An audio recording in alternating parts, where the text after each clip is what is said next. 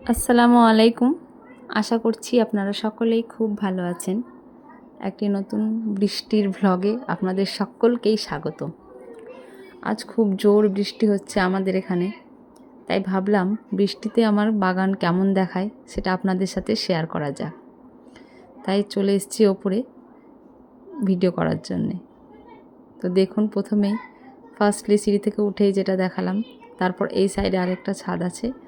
সাইডে দেখুন প্রচুর কত জোরে বৃষ্টি হচ্ছে। দেখুন বৃষ্টি হতেই আছে অনবরত, প্রায় আধ ঘন্টা থেকে আমাদের এখানে বৃষ্টি হচ্ছে। আরও মনে হয় আধ ঘন্টা বা 1 ঘন্টা মতো আরও প্রায় হবে। পুরো ছাদে জল জমে গেছে, টবের মাটিতে সব জল। এই বৃষ্টির জল খুবই ভালো গাছের জন্যে, কারণ এই সময় কোনো খাবার গাছের জন্যে লাগে না। বিশেষ করে বর্ষাকালে আমি সেরকম খাবার গাছে দিই না, বৃষ্টির জলই সব চাহিদা মেটাই। আর এই দেখুন, আমি একটু উপভোগ করছি বৃষ্টির জল হাতে নিয়ে। এই সময় একটা গান খুব মনে পড়ছে, রিমঝিম রিমঝিম রুমঝুম রুমঝুম ভीगी भीगी रुत में तुम हम तुम हो चलते हैं।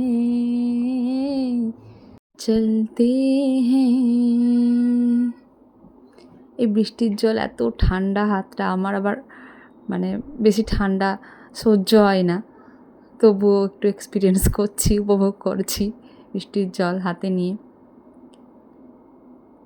সেই বলে না, সেই গানটায় আছে, बसता है जल तरंग टीन के छत पे जब मोतियों जैसा जल बरसे। সেইভাবে জল আজকে পড়ছে আমার ছাদে মতির মতো। এই দেখুন কত জল জমে গেছে। বৃষ্টি হওয়ার পর গাছগুলো দেখুন জাস্ট কত গ্রিনারি লাগছে, একদম সতেজ, একদম পিওর গ্রিন কালার একদম। এই গ্রিন কালারটা আমি যতই জল দিয়ে স্নান করাই গাছকে, তখন সেরকম একটা ফিল হয় না। আফটার রেন, বৃষ্টির পরে সেটা খুব ভালোভাবেই ফিল হয়। দেখুন এই গাছটিকেও দেখুন কত সুন্দর লাগছে, একদম গ্রিনারি, পুরো সবুজ। এই টাইমে যদি আপনারা কোথাও ট্যুর প্ল্যান করেন, তবে মেঘালয় যেতে পারেন। মেঘালয় এই টাইমে খুব ভালোভাবেই আপনারা উপভোগ করবেন, কারণ এই বৃষ্টির সময় মেঘালয় একদম চিরসবুজ হয়ে যায়। এমনিতেও মেঘালয়ে প্রায় বৃষ্টি হয়ই, কিন্তু এই বর্ষাকালে এক অন্য রূপই ধারণ করে।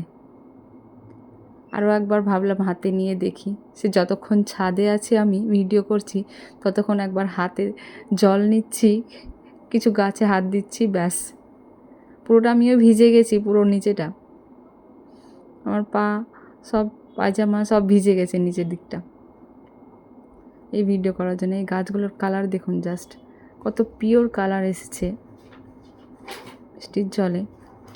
মানি প্ল্যান্টের পাতা অতিরিক্ত জল পেলে হলুদ হয়ে যায়, তাই কিছু কিছু ঝরে পড়েছে। আমি আবার কাটিং করব কিছুদিন পরেই, বৃষ্টিটা একটু থামলেই। অ্যালামান্ডাটা দেখুন কি সুন্দর লাগছে, একটু পা দিয়ে আমি বৃষ্টির জলগুলো নিয়ে খেলা করছি। এই দেখুন কি সুন্দর কালারটা এসছে। দেখুন অ্যালামান্ডা বর্ষাকালেই হয়, এটির অনেক রকম ভ্যারাইটিসের হয়, বাট আমার কাছে এটি ইয়েলো কালারই রয়েছে। ইয়েলো কালারটি বেশি চলতি, বেশিরভাগ ম্যাক্সিমাম আপনার নার্সারিতে ইয়েলো কালারটিই পাবেন। আমার দুটো আছে, এটা বিগ সাইজের অ্যালামান্ডা, এর পাতাটা একটু বড় সাইজের। আর একটা অ্যালামান্ডা আছে, ওটাও ইয়েলো কালারই, বাট ওর পাতাগুলো একটু ছোট ছোট। এটা একটু বড় সাইজের পাতা, তাই ফুলগুলো একটু বড় আকারেরই আসে।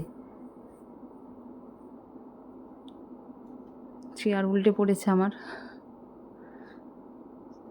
এত জোর বৃষ্টি হচ্ছে, ছাতাও ধরা যাচ্ছে না হাতে, বাতাস দিচ্ছে, তাই এই দিকটা একবার এলাম।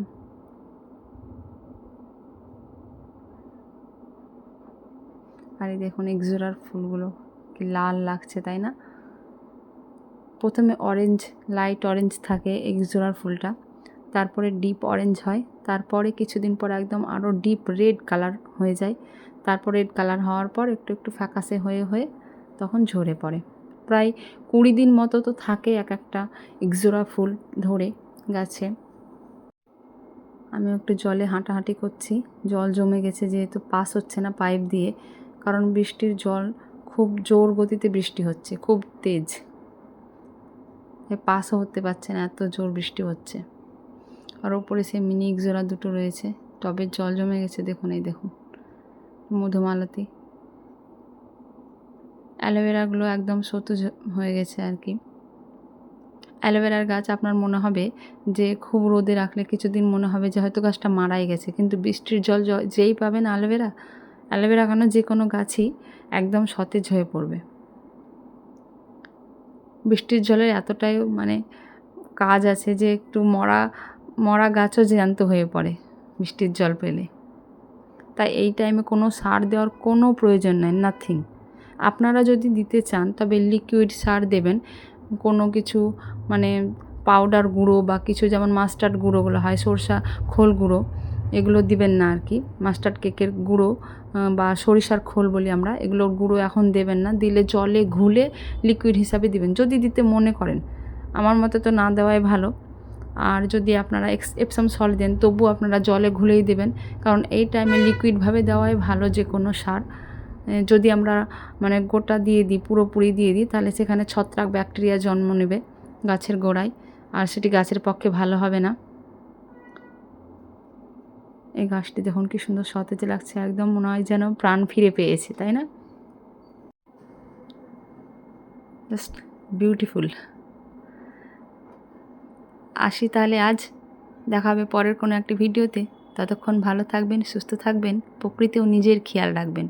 প্রকৃতি আছে তো আমরা আছি।